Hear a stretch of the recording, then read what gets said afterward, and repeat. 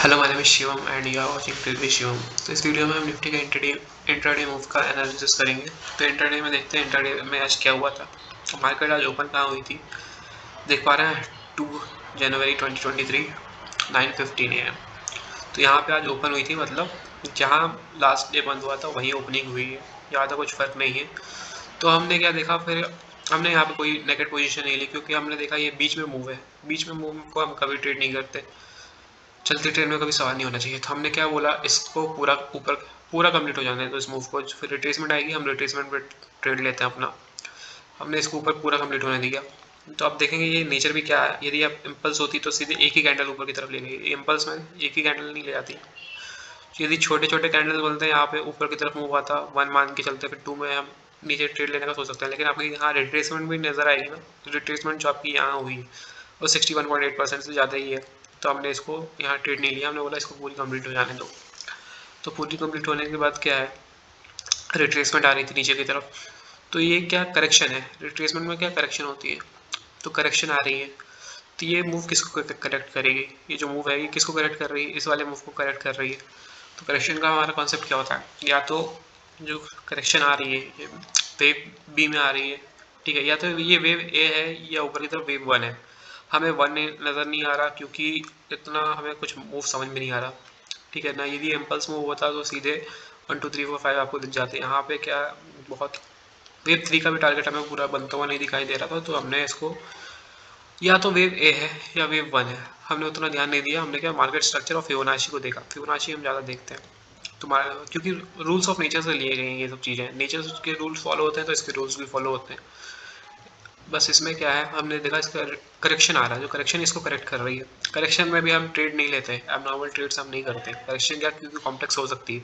Impulse में क्या है, आपके पास 5 मूव्स बनेंगे ऊपर की तरफ 1 2 3 4 5, लेकिन जो करेक्शंस होती है ना, करेक्शन बहुत कॉम्प्लिकेटेड होती है। Single correction, double correction, triple correction, triangle correction, flat correction, regular flat, extended flat, कुछ भी हो सकता है उसमें से, आपको आइडिया नहीं है।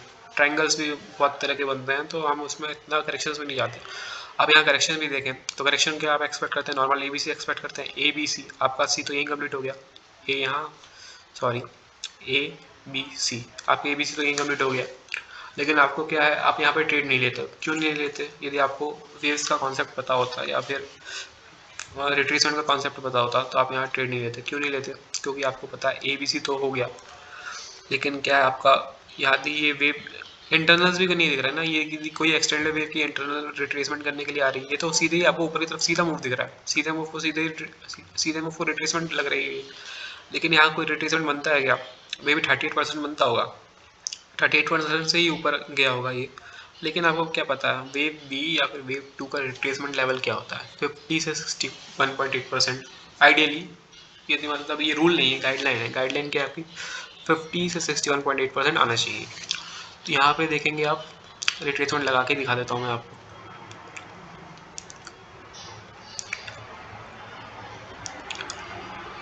देखेंगे यहाँ पे कहाँ रिट्रेसमेंट आई थी इसकी, वेव 4।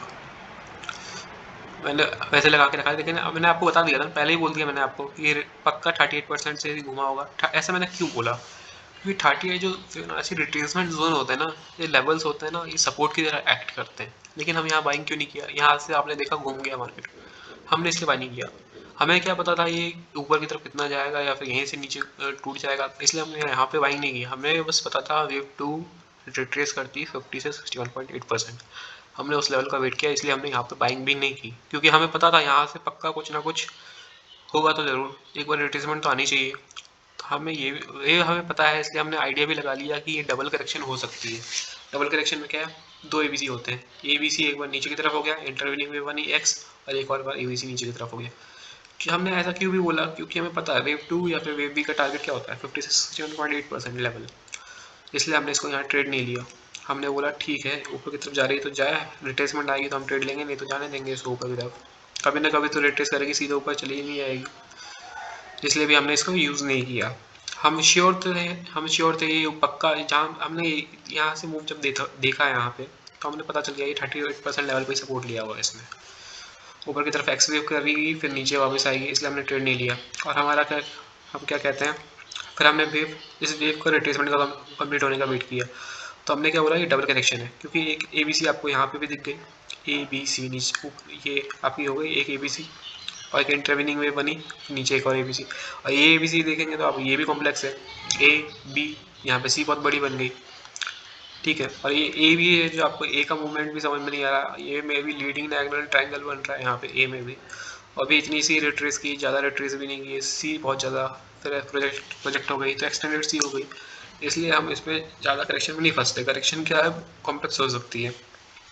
हमने बस आइडिया लगा लिया था कि इसने रिट्रेसमेंट पूरा नहीं किया, हमने बस आइडिया कहाँ से लगाया कि डबल करेक्शन है या फिर ट्रिपल करेक्शन बनाई, हमने बस इतना देखा, ये 38% लेवल ही है, वेव वी या फिर वेव 2 है, कम से कम 50 से 61.8% लेवल तो आती है, तो हमने यहाँ पे ट्रेड लिया ही नहीं।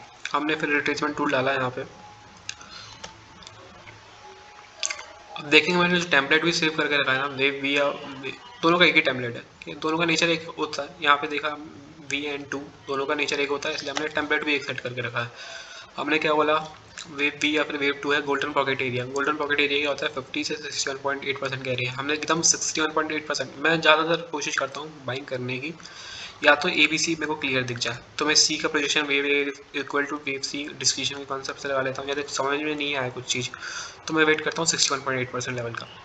मैं ज़्यादातर बाइंग जो करता हूँ ऊपर के लेवल्स के लिए तो 61.8% भी करता हूँ मैं। मेरा वैसे ये तो ए बी मतलब ABC मेरे को तो क्लियर दिख जाए, यहाँ पे ABC क्लियर नहीं दिख रही, इसलिए हम 61.8% लेवल का वेट करते हैं। तो यहाँ पे हमारी बाइंग ट्रिगर हो गई। तो यहाँ पे देखा आपको को टाइम भी नहीं मिला कि सोचने का, यदि आप सोचो यहाँ पे 5 मिनट का चार्ट है, फिर ऊपर सीधा मूव आया, और आप ऑप्शन या आप कोई भी कॉल का फिर आप देख लीजिए 14:20 पे 2:20 पे इसने 61.8% रिट्रेसमेंट लेवल हिट किया, और फिर आप कोई से भी call in the money out the money कोई से भी कॉल का प्रीमियम देख लीजिए 14:20 के बाद क्या हुआ, आपका मूवमेंट सिर्फ कितने पॉइंट का आया, कितने पॉइंट का आपका मूवमेंट आया 61.8% के बाद, कितना मूवमेंट था, 87.65, 87 पॉइंट्स का, मतलब अप्रॉक्स 90 पॉइंट्स का मूवमेंट आया आपका। और 90 पॉइंट्स के मूवमेंट में आप देखेंगे अपना 80 से 90% आपका प्रीमियम भी चला गया होगा सिर्फ इतने से मूव में। तो ऐसा इसलिए हम फिबोनाची लेवल्स क्या रूल्स ऑफ नेचर पे ज़्यादा ट्रस्ट करते हैं। हम सपोर्ट रेजिस्टेंस देखते हैं, हाँ हम भी देखते हैं, लेकिन क्या रूल्स ऑफ नेचर पे ज़्यादा ट्रस्ट करते हैं, क्योंकि नेचर से डिराइव की गई हैं ये सब चीज़ें। मार्केट जब नेचर पे रूल्स है, नेचर से ही जब लिए गए हैं, तो सभी चीज़ नेचर के रूल फॉलो करती है, मार्केट भी करेगी, मार्केट हमने ही बनाया है। तो यहाँ पे क्या है 61.8% लेवल आ गया, यहाँ पे हमारी बाइंग ट्रिगर होती है, लॉन्ग पोजीशन यहाँ पे ट्रिगर हुई। स्टॉप लॉस कहाँ रखते हैं, स्टॉप लॉस में क्या है, जब आपका करेक्शन हो ना तो फिबोनाची रिटर्न हमने स्टॉप लॉस का एक फिबोनाची लेवल नीचे रखते हैं 81% लेवल पे। यहाँ पे अब 61.8% ये हो गया, 81% लेवल हमारा यहाँ आ रहा था। लेकिन जब ये सही में करेक्शन है, जब इसको रिट्रेस कर रही है ना, इस वाले ऊपर वाले मूव को जब ये रिट्रेस कर रही है, करेक्ट कर रही है, तो करेक्शन का कॉन्सेप्ट के हिसाब से क्या है, इसको इस लेवल पे तो आ ही नहीं सकती, तो आपका स्टॉप लॉस तो यहाँ बनता है, लेकिन बीच में कहीं आप स्टॉप लॉस रख सकते हैं। यदि आप ज़्यादा आप घबराते हैं, यदि ज़्यादा लॉसेस से, तो आप स्टॉप लॉस बीच में रख सकते थे, यहाँ पे भी नहीं हिट करना चाहिए। लेकिन क्या है, कभी कभी स्टॉप लॉस हंटिंग करने के लिए क्या है, विक नीचे आ जाती है, फिर एकदम से रिवर्सल आ जाती है, इसलिए हम 81% रिट्रेसमेंट पर हमने स्टॉप लॉस रखते हैं।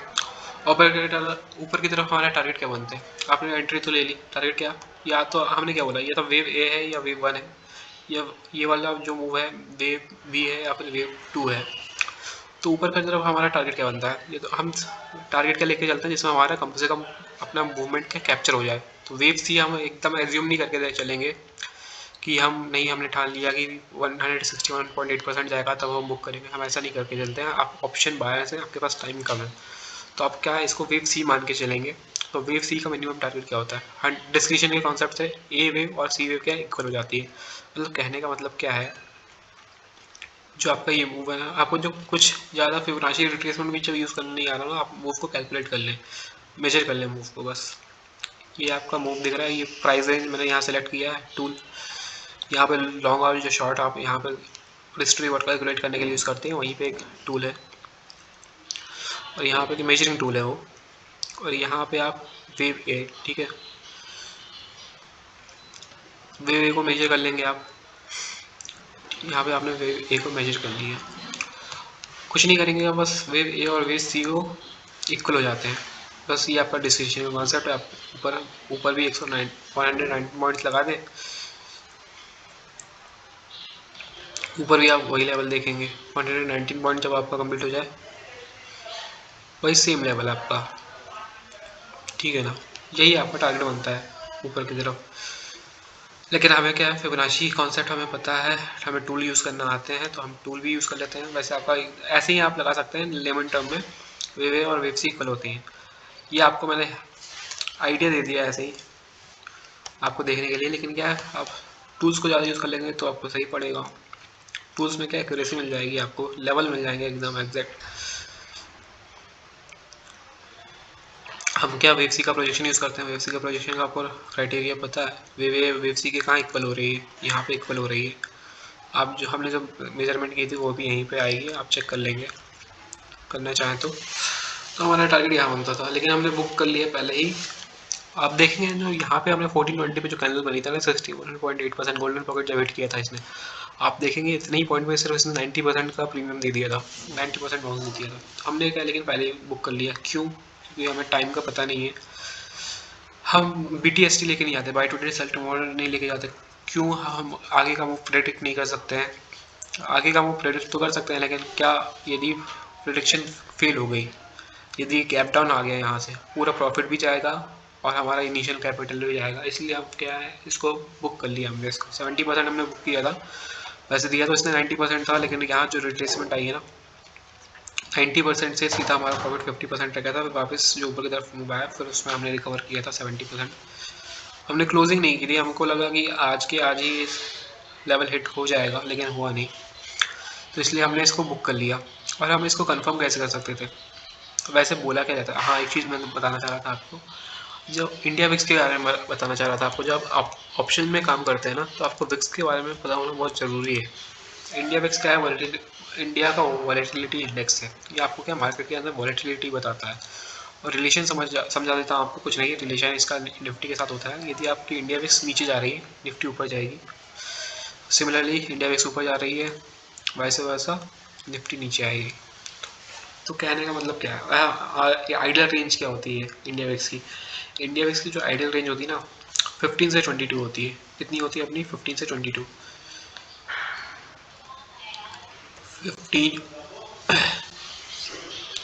15 से 22 ये आपकी आइडियल रेंज हो गई। अब इसमें कहा क्या जाता है, जब आपकी इंडिया विक्स 15 से नीचे ट्रेड करे ना, तो आपको ऑप्शन में बाइंग बिल्कुल नहीं करनी चाहिए। और 22 के ऊपर जब ट्रेड करे, मतलब आइडियल रेंज क्या होता है? 15 से 22। इसके जब जोन के बाहर हो निफ्टी, तो बहुत अनप्रेडिक्टेबल मूव्स होती हैं, इसमें आपको ट्रेड नहीं करना चाहिए। और खासकर जब आप ऑप्शन बायर्स हैं, तो आपको बिल्कुल ट्रेड नहीं करना चाहिए इस जोन के बाहर, 15 से 22। और क्या, और जब मार्केट 15 अभी देख रहे हैं, मार्केट कहाँ पे? 14.6 इंडिया विक्स 15 के नीचे है।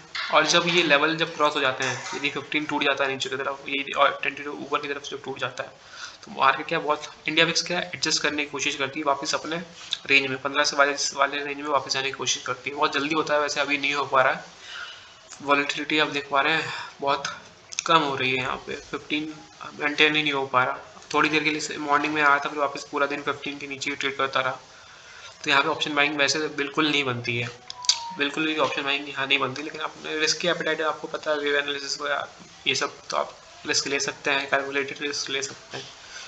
और कहा क्या जाता है, जब मार्केट क्या वापस अपने रेंज में जाने की कोशिश करती है, आप देख पा रहे हैं अभी 15 के नीचे है। मैंने कौन सी पोजीशन ली? मैंने आज कॉल की पोजीशन ली, लॉन्ग की पोजीशन ली। नेगेटिव रिलेशन होता है, और इसको ये यदि क्या इसको बैलेंसिंग करनी है, वापस रेंज में जाना है 15 से 22, तो क्या ऊपर की तरफ जाना पड़ेगा। यहाँ पे ऊपर की तरफ जाएगी तो निफ्टी क्या नीचे, नेगेटिव कोरिलेशन है, एकदम से नीचे आ सकती है। बैलेंसिंग बहुत फास्ट होती है, क्योंकि आप देख भी पा रहे होंगे, जैसे कि यहाँ पे आपने गैप देखा ना, ये 9:15 में जो मार्केट ओपन हुई, ऊपर की तरफ गैप, या चलो आपको ओपनिंग पे गैप मिल गया चलो तब तो ठीक है। लेकिन आप जब प्रीमियम के चार्ट देखेंगे 1 मिनट 3 मिनट के टाइम फ्रेम पे, तो आप देखेंगे जो प्रीमियम के बीच में ना, प्रीमियम के चार्ट्स के बीच में आपको गैप्स दिख जाएंगे। तो ऐसे गैप्स के फॉर्मेशन कब होते हैं? जब आपकी इंडिया विक्स बैलेंसिंग करने की कोशिश करती है। तो इसलिए नो ट्रेड जोन है अभी तो। लेकिन हमने ट्रेड लिया, क्यों लिया? क्योंकि हमारा गोल्डन पॉकेट एरिया था हमारा, तो इसलिए हमने एक रिस्क लिया, हमने बहुत कम कैपिटल के साथ अपना रिस्क लिया हमने। और रिस्क भी लिया तो 81% रिट्रेसमेंट भी लिया, ज़्यादा रिस्क नहीं, 5-8% का रिस्क बनता था, ऊपर के रिवॉर्ड हमारा 90% का टारगेट था हमारा। बस आपको ये बताना चाह रहा था।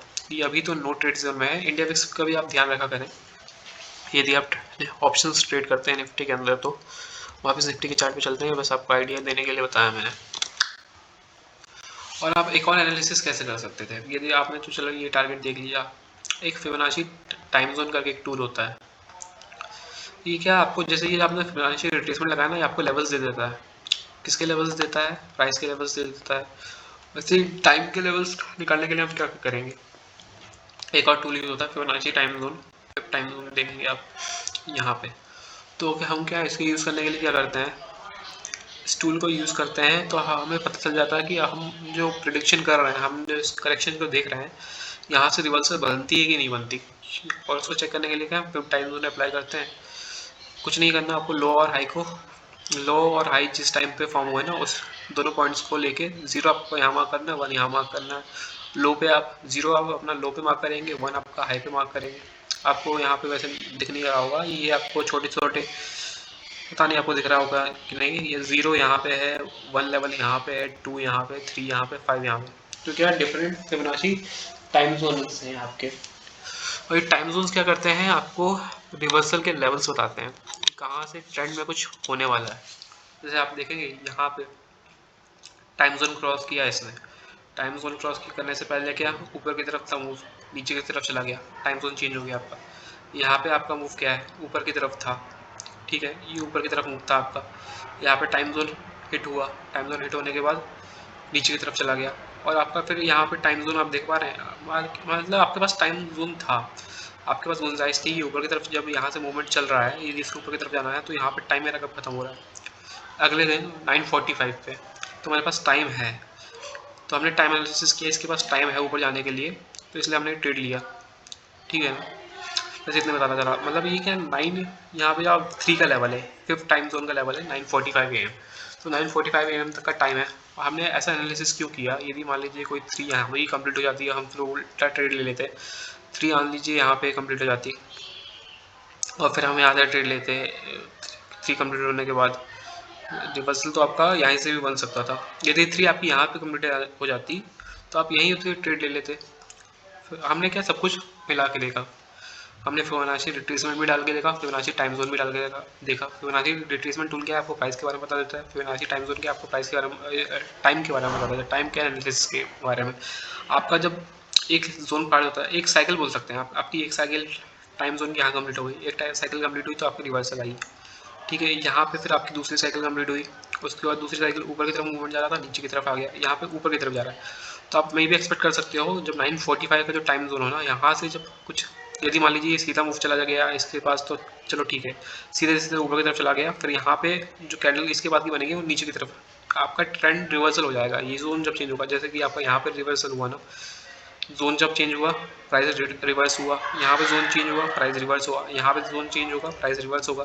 यदि मान लीजिए यहाँ से पहले ही, इस टाइम जोन से पहले ही बहुत ऊपर की तरफ चला जाए और फिर वापस नीचे आए, जब नीचे की तरफ रहेगा या फिर ऊपर की तरफ निकल जाएगा, कहने का मतलब क्या है, बस रिवर्सल जोन होता है। एक टाइम जोन क्या है, एक साइकिल कंप्लीट हो जाती है तो रिवर्सल जोन होता है ये।